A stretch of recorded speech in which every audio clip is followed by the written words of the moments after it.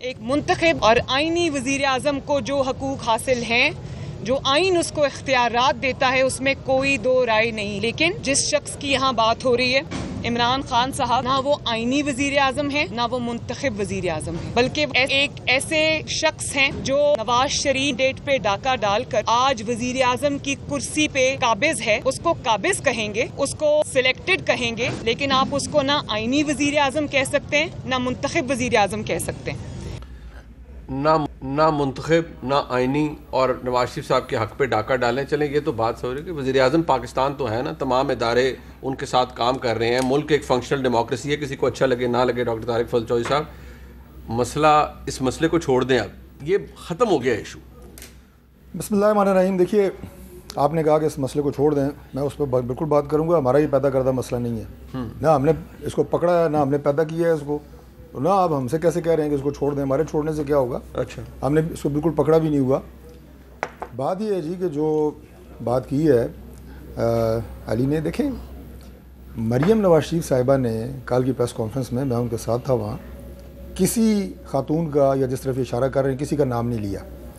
یہ ایک تاثر ہے اور یہ موجود ہے، ایسے آپ انکار نہیں کر سکتے کہ کئی فیصلے جو ہیں وہ جادو ٹونے کی وجہ سے ہوتے ہیں. یہ کسی کا نام نہ لیا گیا ہے، اور میں بالکل آپ کی بات کی تائید کرتا ہوں کہ کسی کے گھر پہ ہم نہ بات کریں گے اور نہ کرنی چاہیے. ٹھیک ہے جی، یہ مختلف تقرریاں اگر میں جاؤں گا ماضی میں تو اس میں آپ کو پتہ لگے گا کہ پنجاب کا چیف منسٹر لگ رہا ہے. ابھی ریسنٹ مثال جو ہے وہ آزاد کشمیر کے چیف منسٹر کی ہے، وہ کہاں سے نکل آئے، کیا اس کی یعنی کون سے وہاں پہ لوگ تھے، کیا تھا، نہیں ہوتا نا. میں یہی کہہ رہا ہوں، لیکن انہوں نے کسی کا نام نہیں لیا. آپ نے کہا یہ امپریشن ہے، اور اس کے بعد جو انہوں نے کہا کہ گھٹیا گفتگو اور معیار سے گری ہوئی، جو آپ کے اس کے بعد ایک طوفان برپا ہوا اور جو حکومتی لوگوں نے جو باتیں کی اس میں اس کا بھی جواب یہ کہتے ہیں ٹیٹ فار ٹیٹ ہوگا، کوئی لیول تھا. میں یہ کہہ رہا ہوں کہ زبردستی آپ اس کو لنک کر رہے ہیں ادھر، انہوں نے لنک نہیں کیا. تیسری بات یہ ہے جی کہ جو مریم نواز شریف صاحبہ کا ابھی انہوں نے دوسری دفعہ نام لے کے کہا کہ انہوں نے جو بات کی ہے وہ بہت غلط بات تھی. انہوں نے کوئی بات نہیں کی. انہوں نے سنیں انہوں نے وہ بات کی ہے، مثال دی ہے انہوں نے اور کوٹ کیا ہے جو سابقہ جج جو آج اگر موجود ہوتے تو وہ اسلام آباد ہائی کورٹ کے چیف جسٹس ہوتے. شوکت صدیقی صاحب نے اپنی پٹیشن میں، وہ ریکارڈ کا حصہ ہے، بالکل صحیح، انہوں نے ریپروڈیوس کیا، میڈیا پہ چلتی رہی ہے، وہ سارے جو باتیں انہوں نے پٹیشن میں لکھی ہیں وہ انہوں نے دہرائی ہیں اور انہوں نے کہا کہ ایسا نہیں ہونا چاہیے. اب آج یہ جو صورتحال جس کی آپ رفاعت چوہدری صاحب جو بات کر رہے ہیں اور آپ ہمیں کہہ رہے ہیں جی آپ اس کو چھوڑیں، یہ سچویشن نہیں آنی چاہیے.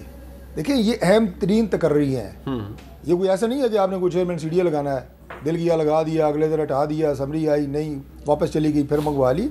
اہم ترین سینسٹیو تقرریاں ہیں یہ.